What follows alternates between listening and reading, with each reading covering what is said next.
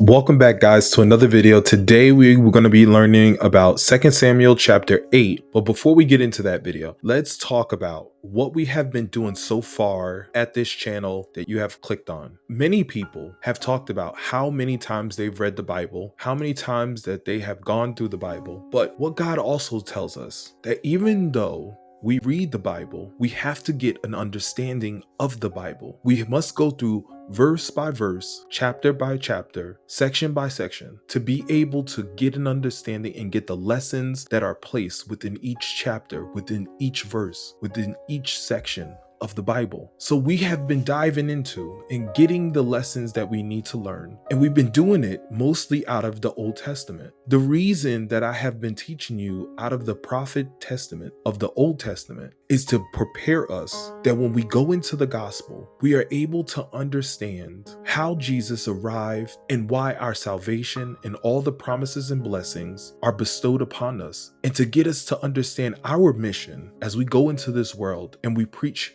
his good news. So we must also see this, and we must also retain this. So what I have been doing is not just reading the Bible, but out of each chapter, giving you the lessons and breaking it down deeply so that you will have an understanding, not just to read the Bible, but to have a clear understanding of what God is teaching us and preparing us for the New Testament. So as last video, I made a mistake and I forgot to talk about what does prayer look like and what does praise look like? What is the definition of praise and prayer? So let me talk to you a little bit about and give you an understanding so you'll know what prayer and praise looks like and what it does for us. So we'll be starting from prayer, and we'll be reading a prayer. We'll be talking about prayer. Prayer is a converse with God, the intercourse of a soul with God, not in contemplation or meditation, but in a direct address to God. Prayer may be oral, mental, it could be occasional or constant. It's an ejaculation of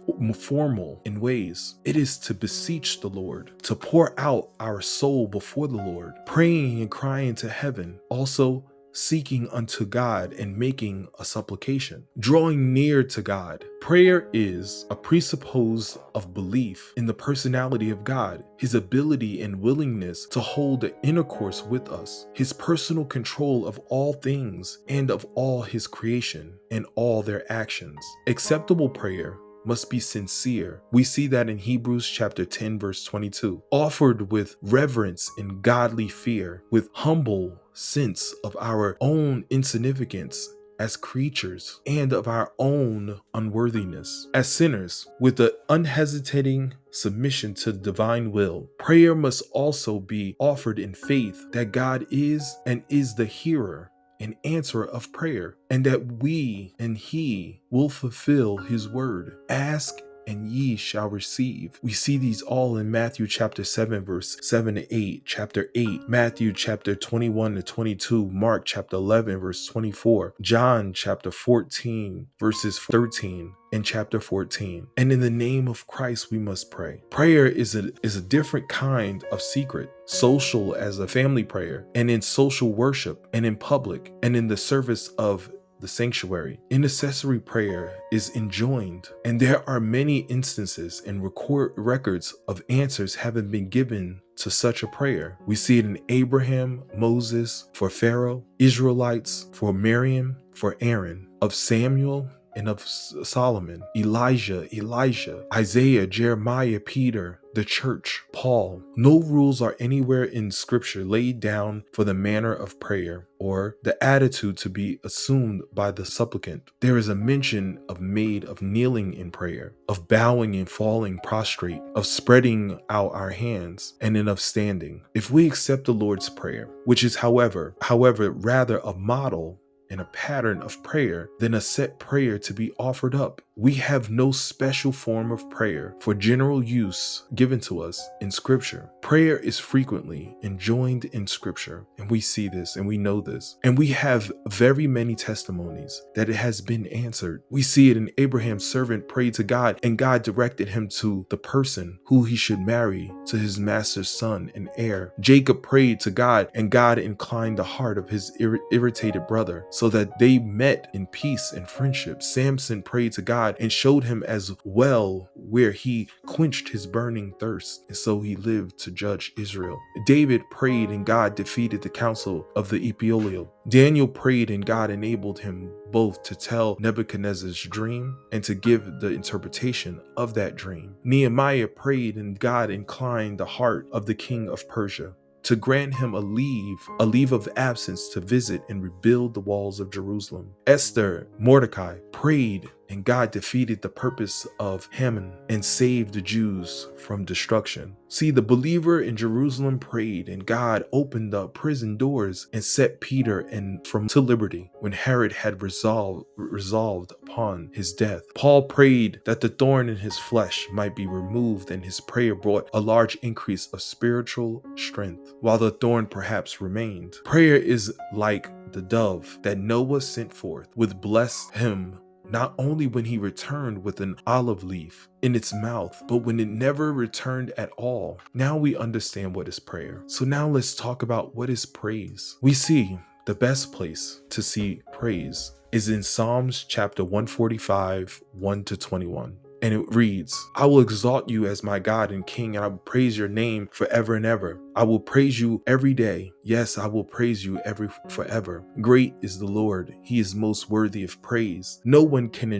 measure his greatness. Let each generation tell its children of your mighty act. Let them proclaim your power. I will meditate on your majesty, glory, and splendor, and your wonderful miracles. Your awe-inspires deeds will be on every tongue. I will proclaim your greatness, and everyone will share the stories of your wonderful goodness. They will sing with joy about your righteousness. The Lord is merciful and compassionate, slow to anger and filled with unfailing love. The Lord is good to everyone. He shows compassion on all his creation, and all your works will thank you, Lord. And your faithful followers will praise you. They will speak of the glory of your kingdom. They will give examples of your power. They will tell about your mighty deeds and about your majesty and glory of your reign. For your kingdom is an everlasting kingdom. You rule throughout all generations. The Lord always keeps his promises, and his glory and is gracious in all he does. The Lord helps the fallen and lifts those bent beneath their loads. The eyes of all look to you in hope. You give them their food, and they need it. When you open your hands, you satisfy the hunger and thirst of every living thing. The Lord is righteous. In everything he does, he filled with kindness. The Lord is close to all who call on him. Yes, to all who call on him in truth. He grants the desires of those who fear him. He hears their cries for help and rescues them. The Lord protects all those who love him, but he destroys the wicked. I will praise the Lord, and may everyone on earth bless his holy name forever and ever. So now we go into 2 Samuel chapter 8, and we'll see King David had a military victory. From his administration,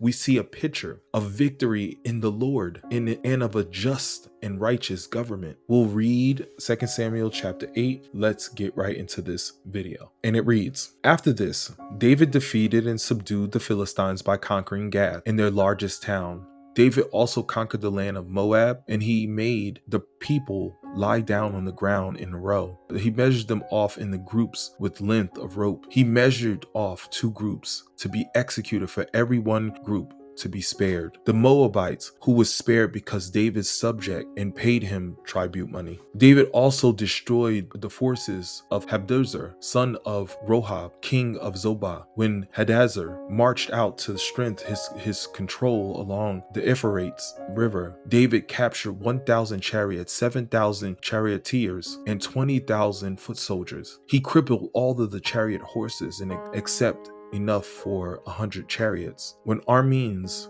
from Damascus arrived to help King Hadazer, David killed 22,000 of them. Then he placed every army garrison in Damascus, an Aramean capital, and the Aramean became David's subject and paid him tribute money. So the Lord made David victorious wherever he went. David brought the gold shield of Hadazer officers to Jerusalem, along with a large amount of bronze from Hadazer, towns of Teba and Berathi. When King Toi of Hamath heard that David had destroyed the entire army of Hadazer, he sent his son Joram to congratulate King David for his successful campaign. Hadazer and Toi had been enemies and were often at war. Joram presented David with many gifts of silver and gold and bronze. King David decided all these gifts to the Lord as he did with the silver and gold from the other nations he had defeated: Edom, Moab, Ammon, Philistia, Amalek, and from Hadazer, son of Rohab, king of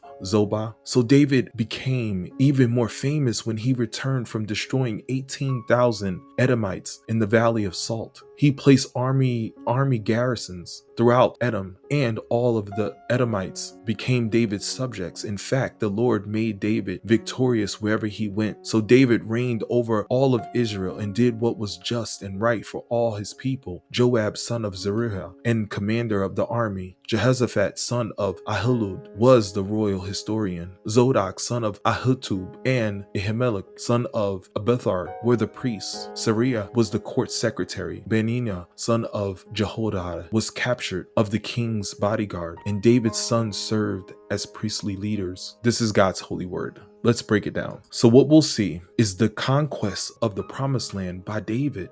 The picture that we will see, a victory in the Lord. A victory in the Lord. We'll see that in verses 1 to 14. How? David subdued the Philistines, the west of them, and conquered Gath. We see that in 1 Chronicle chapter 18 verse 1, and that reads, "After this, David defeated and subdued the Philistines by conquering Gath and its surrounding towns." David defeated the Moabites in the east of the Jordan River. How? He showed mercy and allowed 1/3 of the soldiers to live. He subjected the nation and instituted a tax, the payment of tribute. David subdued the Arameans and Syrian kingdoms, which is in the north. He defeated King Hadazer of Jobiah, along with Euphrates River, north of Damascus. He captured 1,000 chariots, 7,000 horsemen, 20,000 foot soldiers, hamstrung the horses. He wiped out the reinforcements from Damascus. He killed 22,000 soldiers. I ain't gonna hold him. He did his thing. He placed a permanent military presence in Damascus. He built an army and garrison. He required tribute, which was a tax. He knew the source of victory, and his source of victory was the Lord. He took some of the wealth of the Syrians, the gold shields of the officers, a large amount of the bronze from Teba and Berathi. He established non-aggression pacts with other Syrian states. King of Toi of Hamath, this king sent his son Joram to seek a non-aggression treaty. This king also sent a large amount of his silver, gold, and bronze. David dedicated all the plunder to who? The Lord. He gave, and we must be that when we have victory in our lives for our people and for our country, we must always dedicate it in the Lord's name. David gave all from Syrian to the Lord. He gave all from other conquered nations to the Lord, like Edom and Moab, Ammon and Philistia, Amalek, King Hadazer of Zobah. David conquered Edom, southeast of the Jordan. We see that in Psalms chapter 60. He killed 18,000 troops. This added to his fame. He built garrisons throughout Edom, a permanent military presence. David knew his source of victory. It was the Lord. The official of David's court and kingdom, a just and righteous government. We'll see in 15 to 18. We see in Joab, a military commander. In Jehoshaphat, a recorder or historian. Zodok, Ahimelech, the priest. Zariah, a court scribe and secretary of state. Benaiah, commander of the king's bodyguard. The Kerethites and Pelethites. David's son, the advisor and the minister of David's estate. We see the blessing and the promise and favor that God had over David and his people. And he made David and his kingdom and his family and his dynasty and the people of Israel powerful, famous, and everyone knew. And David knew to contribute all what he had and all that he plundered back to the Lord. And we must do the same. I want to thank you for watching. Like, comment, and subscribe. Hit that notification bell so you can be notified when we go into 2 Samuel chapter 9. I'll see you soon. God bless you, and God bless your family.